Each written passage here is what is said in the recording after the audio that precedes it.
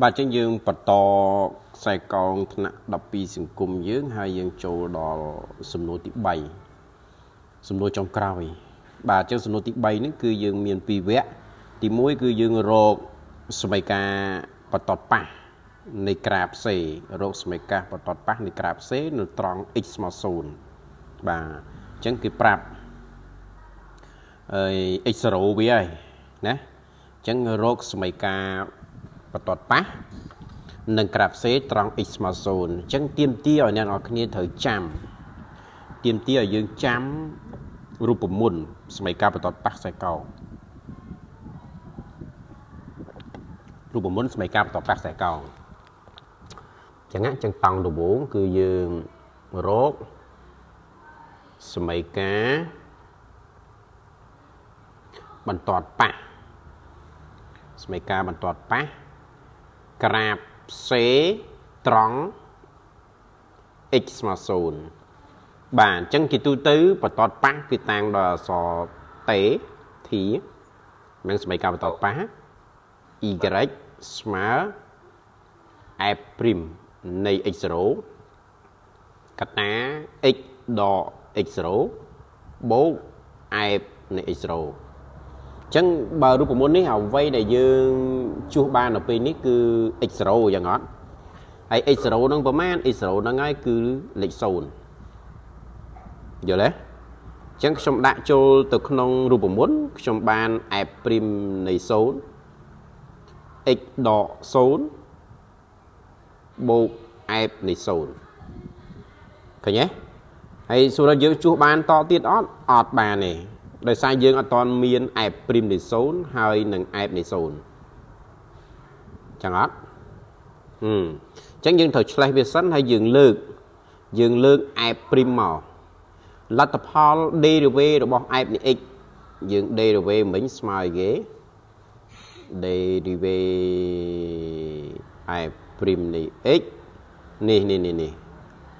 គឺ 6x ការ៉េបូក 4x ដក 2 ជួយចាំនេះផង 6x ការ៉េបូក 4x ដក 2 6x ការ៉េ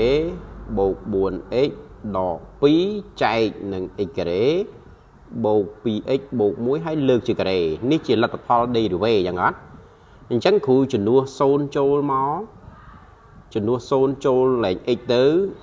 យើងទទួលបានអី 6x ការ៉េ0ណា0 4គុណនឹង x គឺ4គុណ0 0ទៀតចឹងនៅសល់តែដកប៉ុន្មានដក2អាក្រម0 0នៅសល់តែ1 1ការ៉េបាន1ចឹងស្មើនឹងដក2ហើយយើងមានមួយទៀតយើងដោយមួយទៀតមកយើងដោយ f នៃ x f នៃ x យើងវាស្មើនឹង 2x ការ៉េដក2x ចែកជាមួយនឹង x ការ៉េបូក 2x បូក 1 អញ្ចឹងគ្រូជំនួស0ចូលដែរមកអញ្ចឹងបើជំនួស0ចូលយើងបាន0ទាំងអស់ហ៎លើ0ទាំងអស់អញ្ចឹង0យកចែក1 0ណា0អញ្ចឹងដាក់0យកតែម្ដងទៅអញ្ចឹងយកជួសចូលនៅក្នុងសមីការបន្តតេយើងឡើងវិញអញ្ចឹងតេរបស់យើងគឺ y ស្មើ f' នៃ0ស្មើនឹង f' នៃ0អញ្ចឹង f' នៃ0ត្រូវដូរដាក់ដក2ដក2កតា x ដក0បូក f នៃ0អញ្ចឹង f នៃ0នេះគឺដូរដាក់អី0អញ្ចឹងសរុបមកបន្តតេមានសមីការ y ស្មើនឹងដក 2x បាទតោះណាការកំណត់សមីការបន្តប៉ះតេអូខេអញ្ចឹងយើងបន្តទៅទៀតគឺចូលដល់ការសង់បាទហើយលំហាត់មានអាស៊ីមតូតឈ1អាស៊ីមតូតដេក1เนาะឈ1ដេក1ហើយនឹងបន្តប៉ះអញ្ចឹងយើងចូលដល់វគ្គសង់អញ្ចឹងសង់ក្រាប C